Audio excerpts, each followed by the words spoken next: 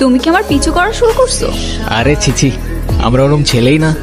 আসলে কালকে টিউশন থেকে কোশ্চেন পেপারটা হারাই ফেলছি, আর তোমার নাম্বারও হারাই ফেলছি।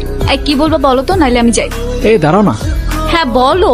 আসলে সামনে আমাদের একটা শর্ট ফিল্ম ফেস্টিভ্যাল আছে, ওইটার জন্য আমরা একটা শর্ট ফিল্ম বানাচ্ছি। হ্যাঁ তো আমাদের গল্পের জন্য একটা ক্যারেক্টারই দরকার, আর সেই ক্যারেক্টারের জন্য একমাত্র তুমিই পারফেক্ট। আমারে দিয়ে এগুলো হবে না ভাই, বেস্ট অফ লাক।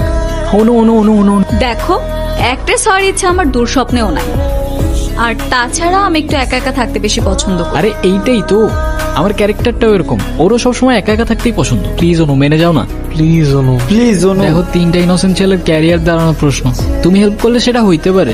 একটা বা আচ্ছা ঠিক আছে, কিন্তু আমার যদি ভালো না লাগে আমি কিন্তু নাই। আরে চিল, এই টাইমটা যদি তোমার বেস্ট টাইম না যায় না, তুমি আমার নাম ঘুরে নাম রেখো।